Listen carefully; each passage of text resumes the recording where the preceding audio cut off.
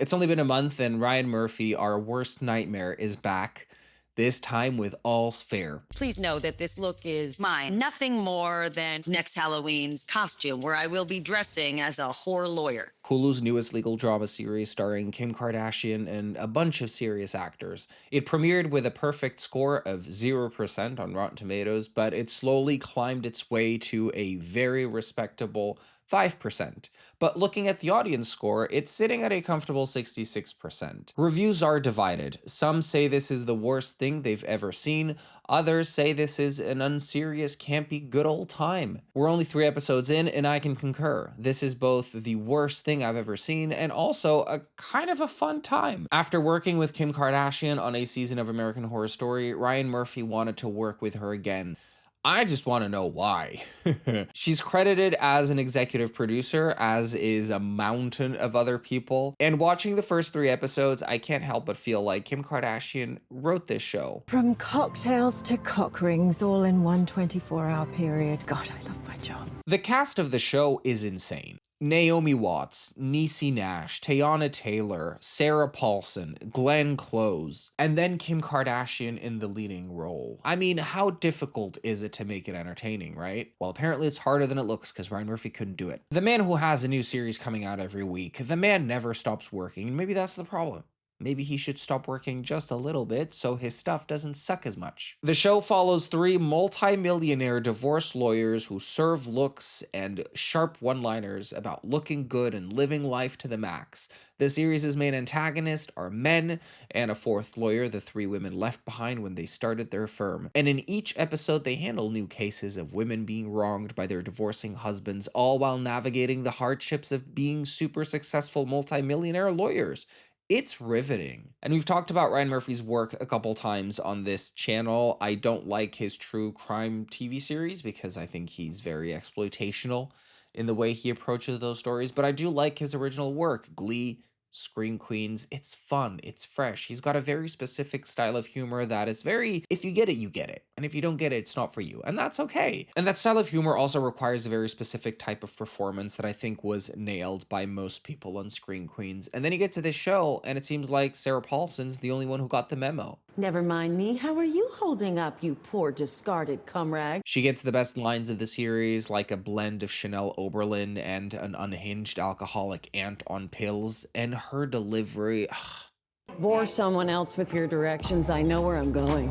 The fashion of the show is also absolutely outrageous, and it really takes away from the realism of the show, which is not a bad thing. It's a good thing. It's camp, and it tells you, hey, it's intentional. We know what we're doing. For example, why is Kim with her ass out in the office? Who cares? She looks fucking good. This entire sequence, they're in a private jet and they're about to reveal something shocking about Kim Kardashian's husband. And Niecy goes, you know, I've been investigating Chase and all of his shenanigans. I found out something. You're not gonna like it. Pin your wig down, Allura, because this might blow it back. Like the camera angle very slowly zooming in on her and her voluptuous cleavage, Kim's face reacting, and all she moves is her eyelids to blink. Pin your wig down. And in those moments, All's Fair is a hoot. It's a fun show to watch. It's a good time. You can turn your brain off. Sarah Paulson saying, see you in court, burger, before hanging up. Hang it in the Louvre. And I did write down some of her lines just so I can breathe some life into an otherwise very dull story. And then the acting. Sarah Paulson, 10 out of 10. Glenn Close, yeah, okay, she's good. Everyone else is competing to be the Kim Kardashian of the cast. It's like everybody's acting abilities just took a nice long holiday. And Kim, I mean, if you've seen American Horror Story, then you know that Kim is just, she looks so good. Kim is like the concept of your biggest enemy being acting. And then the writing, which was surprisingly terrible. The storylines that make the cut, I could not believe it. Every conversation is a nothing burger about being rich and glamorous and successful and happy. It's like the Real Housewives of something, but with worse acting and less exciting arguments. So yes, it really is that bad, but let's take a closer look. We're nothing if not morbid with our curiosity. Also, if you're still there, why not subscribe to my channel? We're almost at 1 million subscribers, so, you know, with your help, we could get there. Thank you. Heads up, these characters do have names, but I will be calling most of them by their real names because, I mean, Allura Grant, Liberty Ronson, Emerald Green, Carrington Lane, Dina Standish, these cannot be real names. Like, maybe it's because I'm foreign, but... So the series starts with Kim and Naomi, two lawyers at a firm dominated by men whispering their discontent. Men suck. They don't take divorce law or women seriously. It's time. And who overhears this conversation? None other than partner of the firm, Glenn Close. But it's all good. They're not in trouble. Glenn knew they wanted to go. I mean, the men they work with. Glenn gives them their blessing to leave the firm as long as they start their own, women helping women, representing women, girl boss feminism. Yes, girl, slay the house down boots. Gaga. And they're allowed to take one person with them, and they choose Niecy Nash. And going into this, I did think that Kim would struggle with the acting, and then she did. But what I wasn't expecting was the reacting. We're leaving to start our own firm, and we want you to be our lead investigator. Yeah, I realized pretty quickly that there's a lot of Kim just reacting. And their pitch to convince her to join them and leave the firm is quite simple. We'll make you full partner and a multi-millionaire within 2 years. It really is the land of the millionaires, huh? The American dream. Yeehaw! It really do be that easy. You could do it too if you got off your ass and worked. You know who they're not taking? The only one who can act like she's in the right place, Sarah Paulson. Ruthless lawyer who's done most of the work, put in the most billable hours, won the most cases. She is effectively the best of them, but wasn't chosen because she hasn't learned how to be human or navigate the space between what she wants and how much she wants it. And she routinely steals their lunches from the fridge. It's very unserious. Sarah confronts Glenn. I'm your fucking protege! Once again, bringing the right energy to the party. And Glenn just doing a lot of silent acting. She gets paid extra for performances with motion. But I mean, delivering a monologue with one look, Glenn is still that girl. Sarah vows to leave too and start her own firm and breaks this wooden ship in a fit of rage after Glenn implies she has anger issues.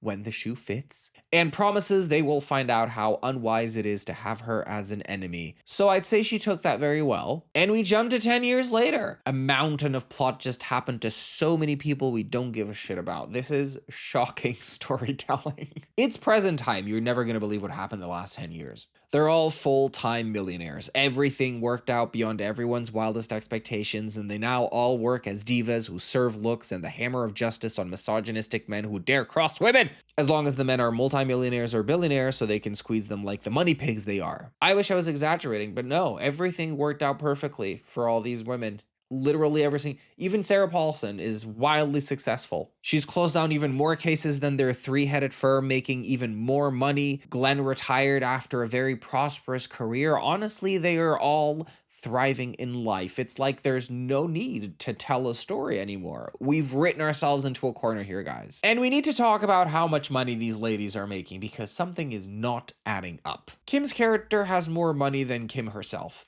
The Saltburn Mansion, that's where she lives. Just a never-ending mansion.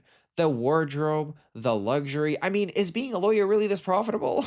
Was my grandma right when she told me I should be a lawyer? Should I have been a lawyer? Well, I'm glad you're also wondering where all of this money comes from. Luckily, we have a scene where these three ladies are celebrating the 10-year anniversary of the start of their firm and reminiscing about their favorite cases. Like when they made a guy cough up $1 billion of his estate after he threatened to behead his cheating ex. Another woman was left by her husband after he found out she never finished high school, and they got so much money out of him, she now has a Princeton science wing with her name on it. And that's just Elon Musk's baby mamas. We also meet Teyana Taylor, who I will be calling by her character name because it's so Italian, so European, so her name's Milan, and she's Kim's secretary/assistant who's studying to be a lawyer as well. They receive a letter from Sarah to celebrate the 10-year anniversary, and I will be doing a reading now of this bitter Betty letter. Dear backstabbing bitches, 10 years ago you left me to rot. Since then, I've outbilled you 3 skanks and made the top 100 so often they should name the goddamn list after me. Meanwhile, you've kept your pathetic firm alive with fake buzzwords like feminism and industrial strength Spanx. So in honor of your big milestone, I present you with a fruit basket, organic and lightly brushed with salmonella and fecal matter. Eat a melon ball, and then maybe you can all give the Ozempic you're mainlining a rest, you fat, treacherous lawn chairs. F all the way off, douchebags. F you, you fucking fuck. For the case of this episode, we have Grace Henry, aspiring actress who married a rich tech mogul and became a trophy wife. And what started off as glamorous love bombing quickly evolved into toxic abusive possessiveness, jealousy, etc., etc. The man is worth billions, but Grace is asking way too little. And that's because Grace feels like she doesn't deserve more. To satisfy her husband's sexual fantasies, they brought a woman into the relationship. Grace and the woman ended up falling in love, and now she wants to separate from her husband. And to convince her that she deserves more than what she's asking for, here's a brilliant example of how great the writing of the show is. Whoa, Grace, he Rapunzel'd your ass. He locked you up in the tower, had you get it on with a stranger for his viewing pleasure, and you and said stranger fall in love. It's called karma. Lionel will be furious. He's wolf-like in his possessiveness. And we are mama grizzlies. You let us worry about the wolf, while you worry about coming up with a number that accurately reflects what he owes you after a lifetime of service to his goddamn dreams. And may I suggest, each time a memory comes up where you have to reach for the handkerchief, add a 0. Cut to black, like we've just witnessed a serve of cosmic proportions. Y'all, did Kim write this? I'm starting to think that she went to law school to prepare for this show. Did nobody tell her that actors are just playing make-believe? She's a grown-up. She should know that. It's pretend. You're an adult. You should know that. Niecy digs up dirt on Kim's husband and presents her findings. He's been seeing a woman they suspect is a dominatrix, to which Kim says, love that for her. I kind of love that for her. She then says, well, this information is, as usual, unusable in court. Yes, but what we have here is knowledge, and knowledge is the key in the lock. All we have to do is turn it just the right way. I mean, okay. They then pay this dominatrix a visit and basically offer her $10 million for her to reveal some compromising information about Grace's husband. They're going to ask for $200 million in the settlement, and they just have $10 million spare to pay off a key witness like that. And then they present the evidence to her husband. They present the photos that they're going to leak. And it's basically the man loves to shove big dildos and butt plugs and other such items up his butt. And that's the big joke. Oh, he's not man enough because he likes stuff up his ass. Well, no, that's not all. There's another picture, and it's described by Niecy as, this is Mr. Lionel in full fantastic fetish mode, dressed as a filthy piggy pig. Those people under him are suckling his piggly wiggly titties, or as they call them on the farm, sow teats. Now my eyes bled a little when I got a gander at this piece of high art, but that's just me. And faced with the prospect of having the entire world see these pictures, he pays up $200 million. All's fair. It's just the laziest writing. You can come up with whatever scenario fits whatever corner you've written yourself into. By the end of the episode, Kim is the only one who's had any sort of character development beyond these conversations about how great they look and how they are CEOs. She's married to this football player who, despite having 3 Super Bowl rings, just feels so insecure next to her. She's simply too intimidating. She emasculates him. She's girl bossing too hard. So after love bombing her, he asks her for a divorce. Poor Kim, who despite looking this fucking great and slaying so slay girl boss in life, can't find love because she's simply too yas the house down boots for any man to handle. And we get this absolutely ridiculous, unserious conversation between the three. They're all laid on these fur pieces, and the acting. Everyone is struggling on set. Naomi sounds like she was plucked from the 1950s and told she can finally be a lesbian in peace. Niecy's here to tell you the truth and look fucking stunning doing so. And Kim is juggling 2 very important tasks. Looking photo shoot ready in every frame of this recording, and also reacting to the conversation. And it's fascinating how much nothing she's able to give. But look how good she looks. And as a shocking closing scene, we find out that Chase is sleeping with Milan. Episode 2. The ladies who barely lunch. What the hell is that supposed to be?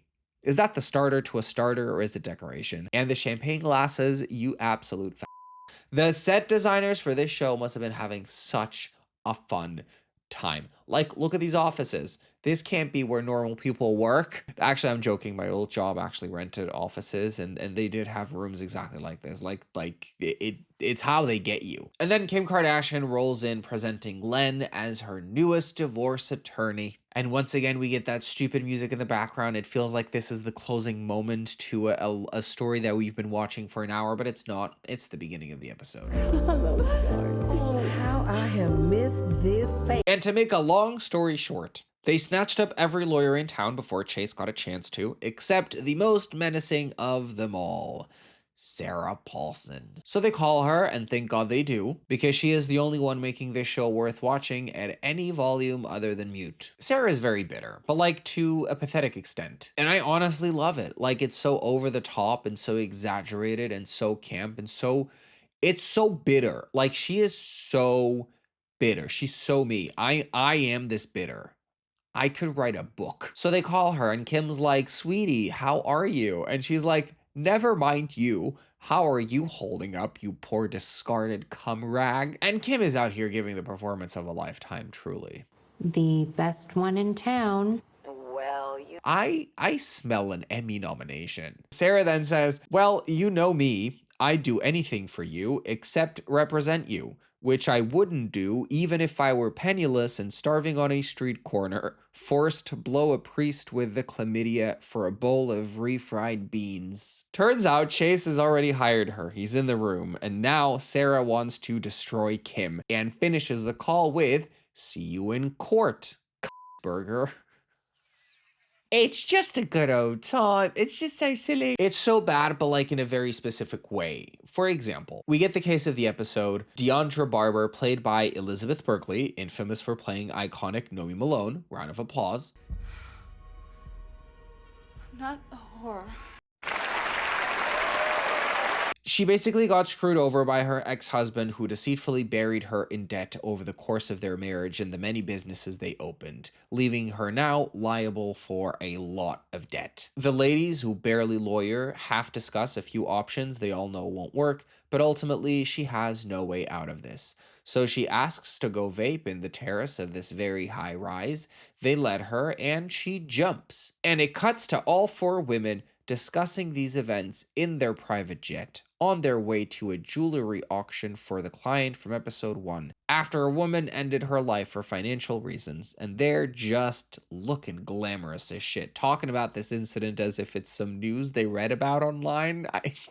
And then later in the episode, Glenn apparently has enough evidence to prove her ex-husband did all those shady things and forces him to make things right by her, and I guess he does. I mean, thank God Glenn did all of this investigation before they told this desperate woman that she had no way out of her problems and she threw herself off a building, right? Thank God they didn't just tell her, hey, you're fucked beyond belief. Like, your life is over. They go to this auction and Sarah's there. She's there to outbid them and prove to them that she has more money than them. She's more successful than them. And she is both a sore loser and a sore winner. So after she successfully outbids Glenn, she gloats about it in the bathroom. And after finding out that Glenn is Kim's newest divorce lawyer, she says, oh, hun, haven't you tasted enough defeat? I mean, the fact is, you are not capable of lawyering anymore. It is so sad when the mind starts to go. To which Glenn replies, do you ever think how much happier we'd all be if your mother swallowed? Do you ever think how much happier we'd all be if your mother swallowed?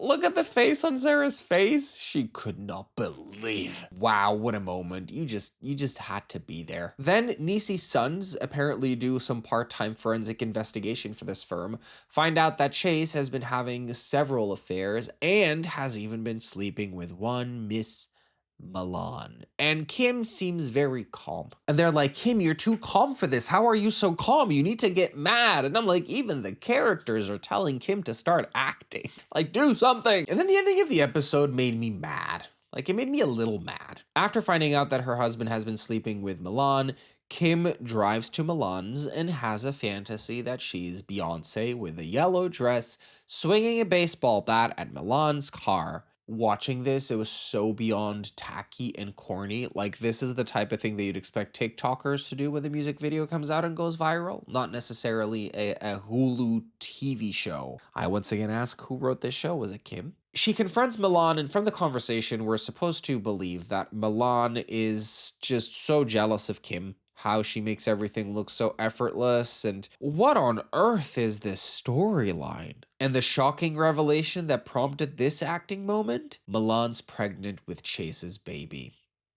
Damn. Episode 3. Ladies who barely lunch discuss all the expensive beauty treatments they've had done, and how Kim has done them all. Nothing that modern Western medicine has invented that Kim has not given a spin yet. She got a revenge vagina. They spend 3 minutes talking about all this cutting-edge expensive treatments you've never even heard of.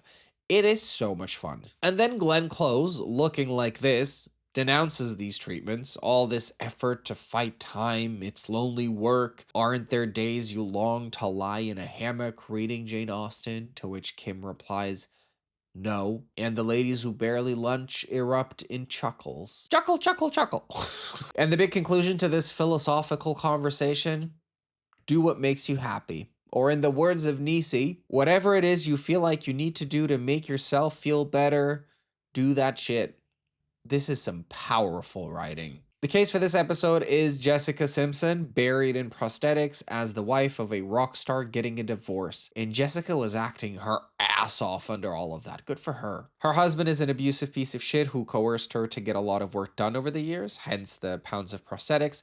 And now he sleeps around on her and degrades her beyond belief. And the ladies give her another one of their vague speeches about how he's a demon and she deserves better, etc., etc. They find out he hasn't paid his taxes in years and can prove she was the victim of years of emotional and physical harm, so they want $100 million. They can also prove that he coerced the surgeon and his wife into getting a lot more work than she actually wanted, and a civil lawsuit of that nature would be very detrimental for his very public image. So he decides to pay up, but later Jessica isn't satisfied, so she tracks him down to a restaurant where he's having a date with a younger woman, and after taunting him, throws a cup of acid on his face. And when the ladies find out about this, their reaction is so... I wish she would have told us what she was thinking. We could have stopped her. Then there's this side storyline about Chase sleeping with a trans ex-sex worker that I actually found interesting. The woman contacted Maria, the trans woman Chase is sleeping with, offering to help her tell her side of the story, an expose on Chase, framing Maria as a fellow victim. But they can't go public without her because their whole brand is women helping women, a self-serving brand of feminism, which I think nicely summarizes this show. Luckily, Maria is a decent human being and tells Chase that he has nothing to worry about. She would never disclose any information about the relationship to anyone, no matter what. Glenn has another meeting with Sarah about Kim's divorce, thank God. Chase wants $1 million a month. Glenn threatens to leak the fact Chase is sleeping with a trans sex worker. Sarah's like, do it. We're not bigots like JK, but join the old hacks if you want. It's also snarky and passive-aggressive as an absolute joy. Sarah lays the extortionate deal. Kim signs over her share of the Malibu home, the plane, and the lodge in Montana where Ralph Lauren jizzed all over or some shit. Sarah's being a greedy little pig bottom because they have the one thing Kim wants more than anything in the world. Embryos. That's right. Kim and Chase froze a bunch of embryos years before, and now, if Kim doesn't give Chase everything he's asking for, Kim will never be able to access the embryos and have a child of her own. Glenn's in shock, she had no idea these embryos existed, and Sarah even pulls up her phone to take a picture of her reaction. You don't give us what we want, everything we want, those eggs will never see the inside of Kim's hoo-ha, because I will personally slather them in A1 steak sauce and eat them with a side of fries. And he also wants half the firm. In response to Sarah's threats, Kim gets both embryos implanted without him knowing, so he loses his bargaining chip. And we get this montage of Kim injecting hormones like she's in a fashion magazine spread Just style on style, substance never to be seen. It really is a show you watch on mute. And the episode ends with a flashback of their marriage on the beach, and they twirl around in the sand as Lana Del Rey's Young and Beautiful plays in the background. Whose idea was this? And that's it for the first 3 episodes that are out. Listen, it's shocking. This is terrible. But it's like, it's not so bad that it's good, right? It's so bad that it gets worse. And then it just never stops getting worse. Then you get some moments of relief, you know, when Sarah walks on screen, it's like a joy. Overall, what a waste of the fashion though. Ugh, women looking this good, talking nonsense lawyer jargon shit that isn't even jargon. There's no legal jargon in this show. It's like a group of gay boys just wrote a show about lawyers being all sassy and bossy and powerful and shit, and this is what came out. I will be doing a post-mortem analysis once the rest of the season is out, so if you want to know what happens in this show, but you don't really want to watch it, then rest assured, subscribe down below and I got you covered. Also, subscribe if you are into fun stuff. And if you're not into fun stuff, then you could subscribe. And then that way, everyone subscribes. And then I become Mr. Beast, but bigger. And that's it for today, guys. Thank you so much for tuning in. I hope you liked this video. I hope you join the family for many more to come. But until next time, until we see each other again, stay safe, stay sane, stay stupid, and stay stuttering. That's it. Bye, guys.